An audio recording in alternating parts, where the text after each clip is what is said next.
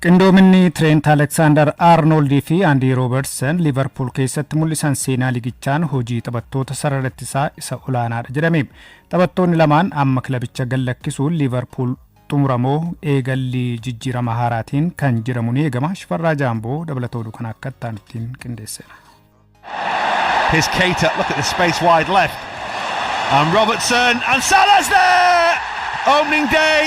Opening goal! Liverpool qindoomina taphattoota lamaan kanaan kilaba cimaa Awuroopaaf liigichaa ta'uu mirkaneesseera. Waancaa Premier League England lamaaf Champions League Awurooppaa waancaa FA England dabalatee Liverpool keessatti milkiin hin arganne hin jiru. Taphattoonni sarara qarqara ittisaa Liverpool Trent Alexander-Arnold fi Andy Robertson waggoota 8 darban Liverpool keessatti waliin taphachaa kan turan Andy Robertson fi Trent Alexander-Arnold yoo kaafaman milkii taphattoota kanaan injifannoo Liverpool argatetu kaafaman. Akaadaamii Liverpool keessatti guddate hanga garee jalqabaatti waggoota 20 Liverpool keessatti kan taphate Arnold waliigaltee bilisaan gara Real Madrid imaleera. Lammiin Scotland Andy Robertson ammoo ganna kana Liverpool waliin gargar baaf eegama. Liverpool dursee bakka Arnold Jeremy Frimpong bakka Robertson ammoo Milos Kerkazin mallatteessifatee jijjiirama haaraa eegaluu beeksiseera. Garuu taphattoota akka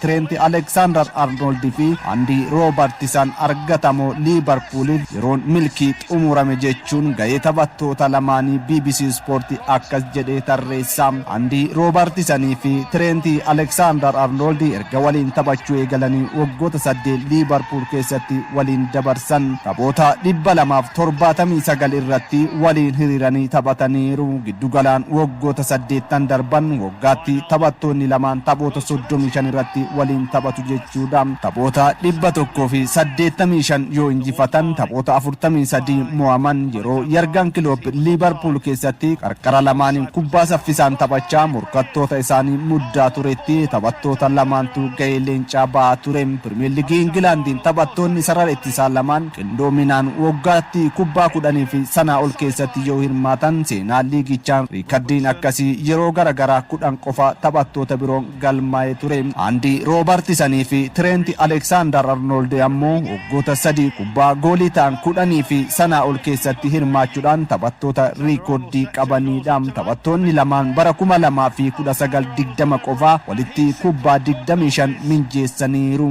Arnold kubbaa 13, Andy Robertson 12 minjeessee ture. Waliigalaan waggoota 8 darban Alexander-Arnold kubbaa 64 yoo minjeessu Andy Robertson kubbaa 60 Premier League England minjeesse seenaa liigichaatiin taphattoota sarara ittisaa kubbaa baay'ee minjeessan ta'uu riikordii qabu. Dorgommii hundumaan ammoo kubbaa baay'ee minjeessee kennuun taphattoota lamaan kan caalan Kevin De Bruyne, Mohamed Salah fi Son Heung-min qofa ture. Akka ragaan Optaa jedhutti ergaa bara 2002-2003 as Premier League Englandin carraa hedduu uumuun taphattoonni lamaan sadarkaa lammaffaa fi sadaffaadha. Alexander-Arnold carraa goolii 516, Andy Robertson ammoo carraa 446 uumeera. Kun ammoo taphattoonni lamaan gama hundumaan taphattoota ciccimoo liigichaa jedhamuun sadarkaa tokko hanga 10 keessatti maqaan isaanii eerameera. Kana dura taphattoota sarara ittisaa carraa hedduu uumuun riikordii qabaniin taphataan duraanii Everton Laatan Bayanis carraa 635 uumuudhaan jalqabarra jira. Ta'us Bayans waggoota 14 liigicha keessa yoo turu Arnold fi Robertson waggoota 8 qofa Premier League England keessatti waliin dabarsan. Qindoominni taphattoota lamaanii Liverpool harka 66 injifannoo akka galmeessuuf gargaareera.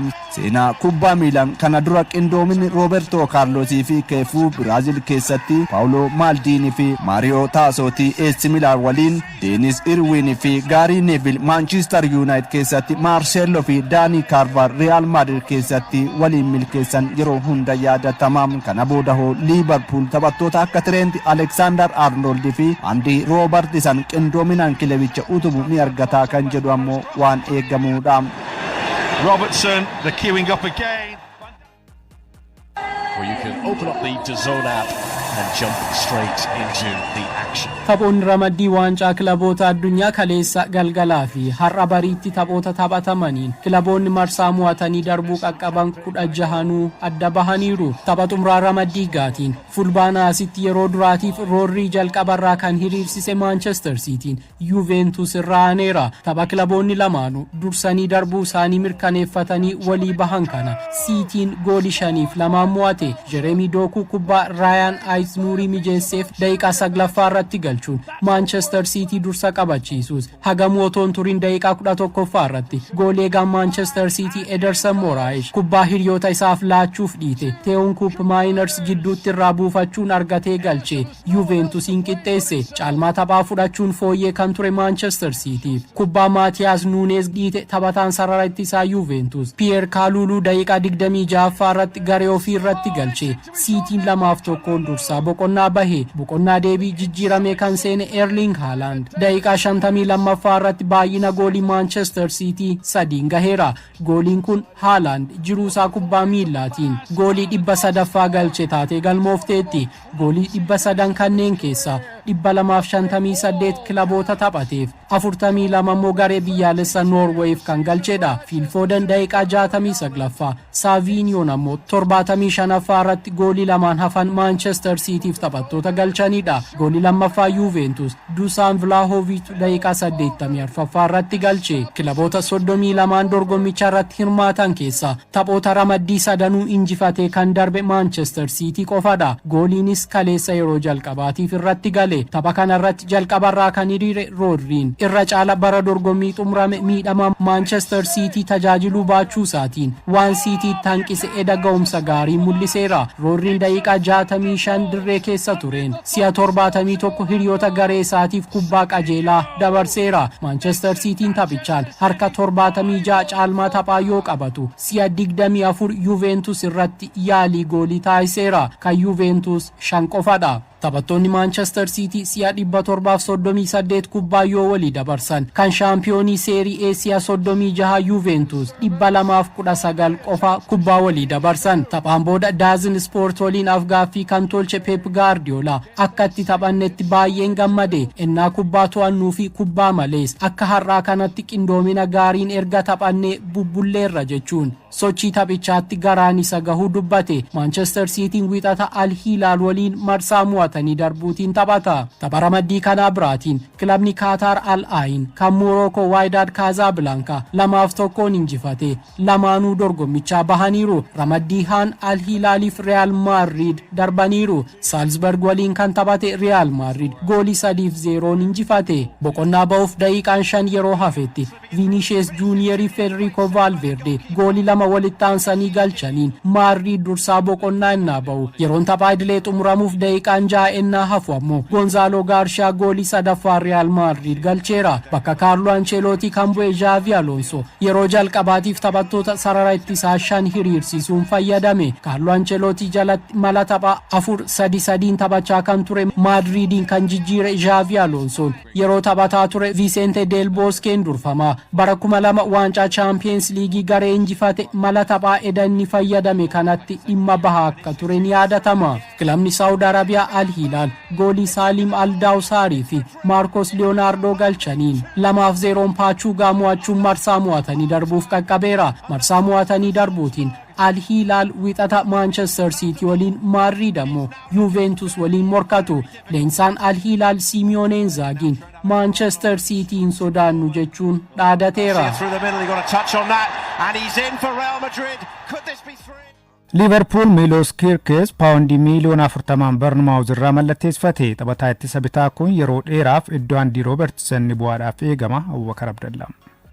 Well, Milos, first of all, huge congratulations and welcome to Liverpool. The Reds Liverpool taphataa ittisa bitaa Milos Kirkes Bournemouth irraa paawundii miliyoona 40 mallatteessifateera. Taphataan ganna 21 bara darbe leenjisaa Bournemouth Andoni Iraola jalatti ga'umsa gaarii mul'isaa kan ture yoo ta'u Liverpool iddoo Andy Robertson bu'uun yeroo dheeraaf kilabicha akka tajaajilu itti abdate. Waggoota 8f kilabicha tajaajilaa kan ture taphataan ganna 31 Robertson waliigaltee Liverpool waliin qabu waggaan tokko hafus as dheenyatti ga'umsi isaa laafaa dhufuu isaatiin kilabichi Kirkes bakka buusuu fedhe. kilabichi Trent Alexander-Arnold bakka buusuudhaaf Jeremy Frimpong Bayer Leverkusen irraa kan fudhate dabalatee Florian Wirtz gatii hanga paawundii miiliyoona 116 ga'uun kan mallatteessifate dabalatee walumatti ganna kana taphattoota sadii bitateen paawundii miiliyoona 170 baaseera.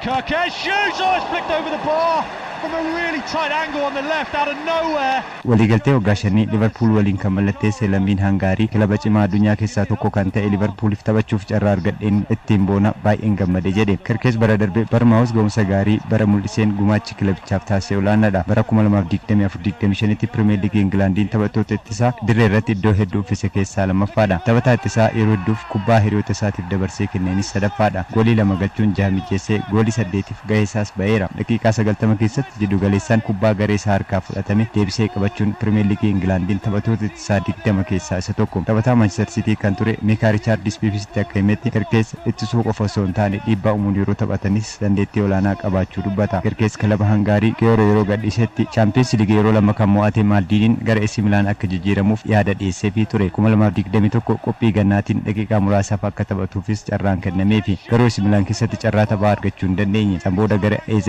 Alkmaar amajjii 2022tti jijjiirame. Bara sana AZ Alkmaar Eredivisie sadaffaan yeroo xumuretti Eredivisie tapha tokko qofa taphate. Waancaa Conference League'tiinis walakkaa xumuraaf kilabiin isaa akka ga'uufis gargaareera. 2023tti gatii hin ibsamneen gara Bournemouth jijjiirame. Leenjisaan Bournemouth Andooni Aroola ga'umsa isaa akka guddifatuuf hedduu gargaarani. Ittisa bitaan taphataa cimaa akka ta'us taasisan. Bara dorgommii xumuramis goolii galchuu fi mijeessuus danda'eera. Justin Kluivert fi dursaan taphattoota Bournemouth Adam Smith Kirkes kilabicha keessatti namni hunduu humna qabuun kan jaalatudha jedhu. Liverpool keessattuu ni milkaa'aa fi laata kan jedhu gaafii yeroon deebisuudha. Sends it out to the right side of the box. There's one back by Kirkes and Bournemouth can try and break that. It's a great run. Kilaboonni London, Arsenal fi Tottenham taphataa asirra jidduu Ibricha Izee Crystal Palace irraa fudhachuudhaaf waliin morkachaa jiru. Tasan akka gabaasetti Crystal Palace lammii England taphataa gan 27 kanaaf paawundii miiliyoona 68 barbaada jedhame. Ibricha Izeen taphoota 167 Palaceif taphateen goolii 40 galchee 28 mijeesseera. Crystal Palace waancaa FA akka fudhatuufis taphataa gumaacha guddaa taasise. Daayirektar ispoortii Arsenal Adrian Bertan bakka bu'aa Izee waliin marachuun simameera. Tegaanar taphataa ganna 27 biroo Victor Gyökeres Sporting Lisbon irraa fudhachuufis yaalaati jira. Tos Manchester United fi Liverpool taphaticha barbaaduun Arsenaliif haalota ulfeessuu danda'a jedhamaati jira. Taphataan sarara fuulduraa RB Leipzig Benjamin Seskoon taphataa sarara fuulduraa biroo Arsenal fudhachuudhaaf barbaadaa turedha. Arsenal guyyoota muraasa keessatti taphataa sarara jidduu Martin Zubimendi fi Christian Nurgaard akkasumas goolii eegaa Chelsea Kepa Arrizabalagaa fudhachuu isaaniif ni ifoomsa jedhamee eegama. Kilabichi Real Madrid irraa Rodrigo fudhachuu akka filannoo birootti qabachuunis gabaafameera. Tottenham Hotspurs immoo gaafii Atletico Madrid lammii Argentina Cristiano Romero paawundii miiliyoona 60 bitachuuf dhiyeesse akka hin fudhannetu himame. Leenjisaan kilabichaa Thomas Frank taphaticha tursiisuu akka fedhan kan himame yoo ta'u, Romero kilabicha adoolessa keessa qophii gannaa yoo eegalu shaakallatti ni deebi'aaf eegama. Juventus fi Napoliin Jadon Sancho paawundii miiliyoona 25 Manchester United gaafate kafaluu fedhus mindaa torbaanii paawundii 250 taphatichaaf kafaluuf garuu akka rakkatutu himame. Manchester United taphataa sarara jidduu lammii France Warren Zaire Emery PSG irraa fudhachuu akka fedhus himamaati jira. Jadon Sancho on for